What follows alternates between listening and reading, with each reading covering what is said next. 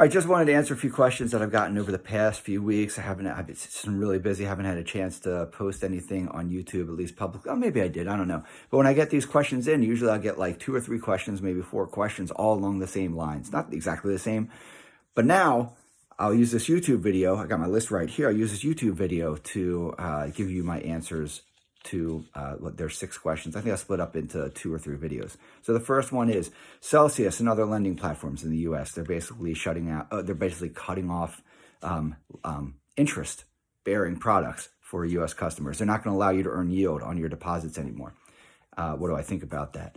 I think the U.S.'s loss is the rest of the world's gain. This is a global asset. And these businesses, they'll find people who are perfectly willing to give them the money that they need to continue to lend out.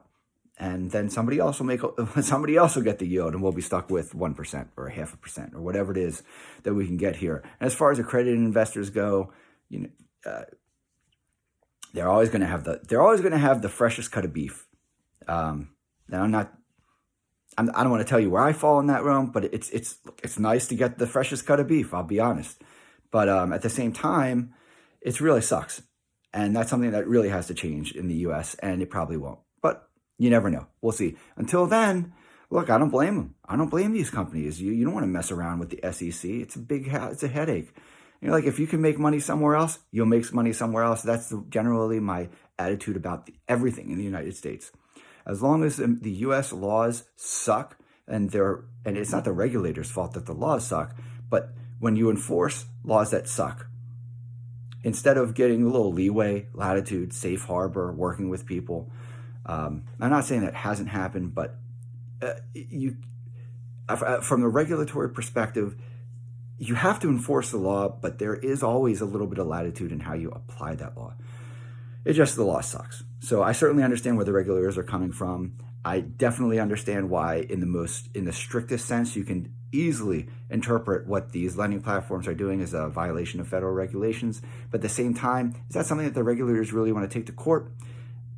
On the other hand, if you're a business, do you really want to deal with that risk? Is that a risk you want to deal with? Do you want to put your time and effort and money and stress, and your employees' time, money, and stress, and all the things that go along with it?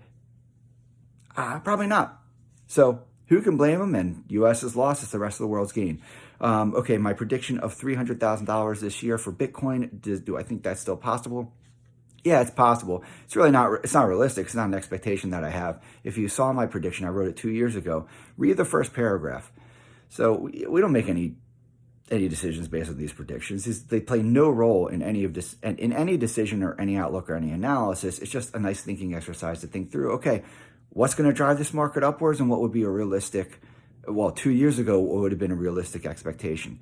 And I think the time and date and price is probably off, but generally speaking, the things that I was talking about in the prediction of that what'll drive the market upwards, we're seeing that play out, and we have seen that play out, and I'm sure we'll continue to see that play out, just not to the price and the timing that I had put forward in that prediction. All right, let me cut it here. I'm going to post at least one more video. Relax and enjoy the ride.